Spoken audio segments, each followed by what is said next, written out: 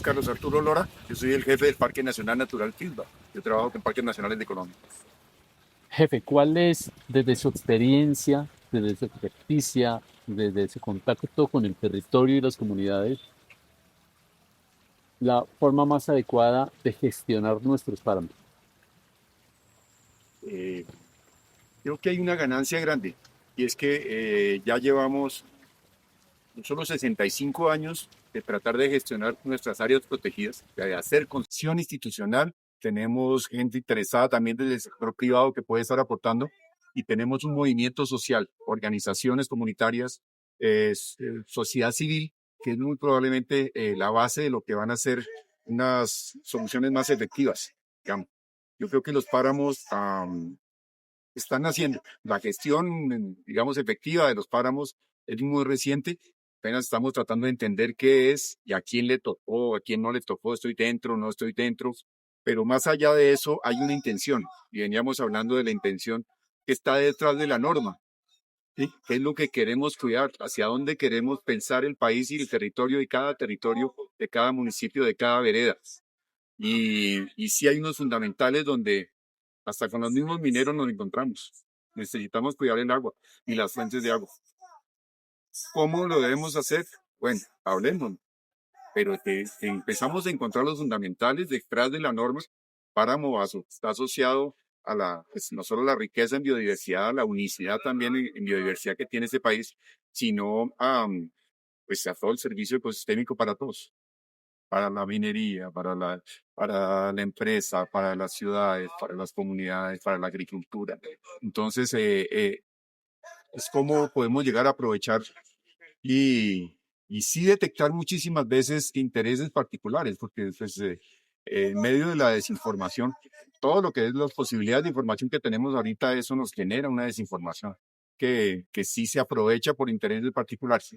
Entonces, ¿cómo hacemos para fortalecer movimientos sociales, para fortalecer acciones colectivas, público-privadas, comunitarias, de la sociedad civil, efectivas, que tengan buenos resultados? Yo tengo un concepto muy bonito que viene digamos, desde esas experiencias sociológicas que hablaban de la investigación-acción participativa y la planeación-acción participativa.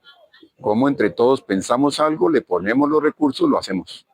Evaluamos y volvemos a pensarlo, a trabajar. Planeación, acción participativa, cómo podemos llegar a construir y pensándolo en nuevas posibilidades. ¿Qué nos funcionó, qué no nos funcionó? Yo creo que ahí hay un ideal que es un poco el esquema social de un territorio, ¿no? La estructura y las responsabilidades y las competencias que debieran funcionar en este país. Pero lo que me he dado cuenta, por ejemplo, en la experiencia, coja cualquier páramo, coja cualquier montaña y analice qué ha pasado en su historia y en qué momento se encuentra. Y muy probablemente va a encontrar el actor. El actor que es la semilla, que permite, digamos, generar esos. Y yo creo que si revisamos cada territorio del país, donde hay no solo páramos, sino ecosistemas estratégicos de importancia ambiental, vamos a encontrar un actor, uno o varios actores, o alianzas entre pequeños actores. Yo he encontrado, por ejemplo, quisimos hacer áreas protegidas en Casanare. Queríamos declarar parques nacionales porque consideramos que era importante que la institucionalidad de la conservación llegara a Casanare para cuidar, y nos encontramos que ya había gente conservando.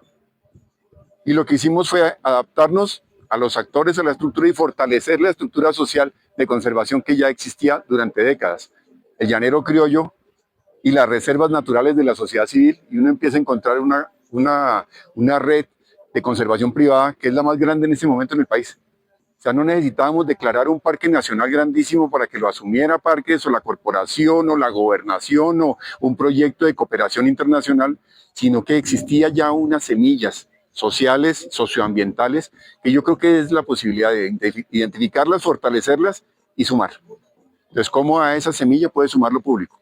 Y lo público puede ser la alcaldía, puede ser la corporación, puede ser parques nacionales si está cercano. Entonces, es como identificamos eso y empezamos a movilizar ese contexto socioambiental. La normatividad colombiana, y especialmente la ambiental, tiene una intención muy clara, ¿no? Que es un poco lo que ha sido el conocimiento científico y el desarrollo de, digamos, de ese sistema regulatorio a partir de lo que nos empezamos a dar cuenta. Los páramos no existían, no, son muy recientes, de hace 20 años, existían para los montañistas, existían para las comunidades o para los investigadores, pero socialmente no existían con esa relevancia que se han tenido. Entonces yo sí creo que de alguna forma hay, para estas situaciones complejas de la realidad, tenemos que mirar muy bien cómo podemos hacer cumplir la norma. Y la norma tiene un fin, y el fin es lo relevante. Hay que cuidar ecosistemas asociados a la regulación de agua, a la administración de sistemas hídricos y a todos lo que puede ser la adaptación a cambios climáticos severos en los territorios.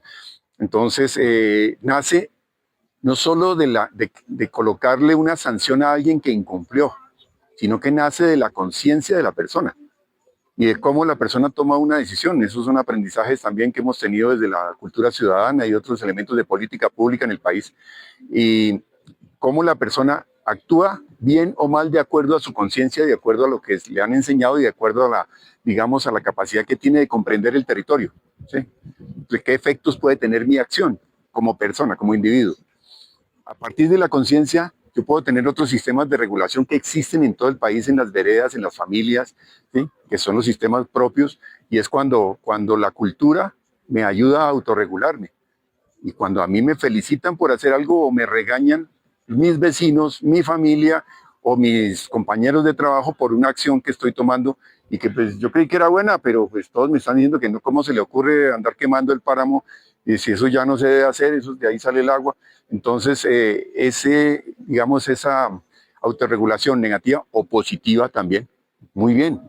Es muy bueno que usted está ayudando también, está en su finca, pero nos está ayudando a todos si recupera ese nacimiento de agua que nos sirve a todos, ¿sí?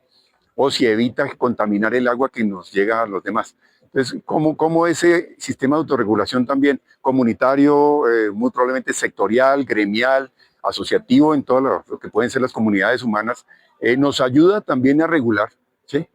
Y ahí no hemos aplicado ninguna sanción. Ahí no le hemos dicho, vea, es que está prohibido. Y en el complemento de todo eso entra la norma como un tercer sistema, ¿sí?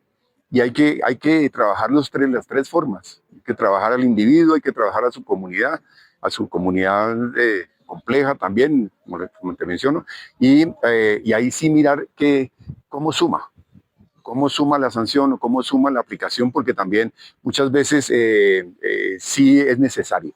Digamos, es necesaria en ocasiones donde no hay otra forma y de pronto puedo estar fortaleciendo esto y entra la norma, y entra la aplicación y la sanción y lo que necesitamos que actúe, cómo queremos que actúe. Yo siempre he pensado, ya un poco con la experiencia también de trabajo que hemos tenido en parques nacionales, que la declaración de un parque nacional, más allá del establecimiento y la protección de un área específica, es una semilla social de conservación, ¿sí? Es poder hablar de temas ambientales. Muy probablemente no solo vamos a cuidar el agua dentro del parque, vamos a cuidar el agua en el acueducto veredal, vamos a hablar en las comunidades también de la protección de los animales que están moviéndose por todo lado, no solo dentro del parque. O sea que esa visión de territorios de conservación más amplia es algo que hemos desarrollado y que hemos logrado superar. O sea, la norma avanza con la definición de un área protegida donde aplica una reglamentación y donde queremos conservar la biodiversidad y el agua. Pero pues el agua no solo está dentro del área protegida, el agua es un patrimonio de la humanidad y de todos, y cómo cuidamos el agua es donde esté. Muy probablemente el nacimiento no es en el páramo, sino que baja por debajo de la tierra y vuelve a nacer, y hay que cuidar el nacimiento, indudablemente. Entonces, esos aprendizajes que van un poco también a comprender que los sistemas en esos territorios, o sea, que el parque actúa en territorios y que en esos territorios hay unas situaciones complejas de incentivos, ¿sí? Claro, tú sabes, nosotros estamos trabajando en Pisba muchísimo lo que puede llegar a ser, digamos, ese efecto de la minería, que es un efecto de empleo, de economía, de beneficio para una cantidad de gente, pero también tiene que tener sus consideraciones a futuro y de convivencia y de protección del medio ambiente, si no, no se puede hacer. O sea, ¿dónde se debe y dónde no se debe? ¿Cómo es el ordenamiento minero? Tenemos que dar la discusión, porque no puede ser de cualquier forma ni en cualquier sitio. Entonces, ¿cómo hacemos ese elemento para reconocer que hay unos elementos fundamentales que podemos trabajar juntos? y que tenemos que buscar la forma porque son indudablemente más, como te digo, más allá de la norma, pero son fundamentales en la convivencia y en la vida.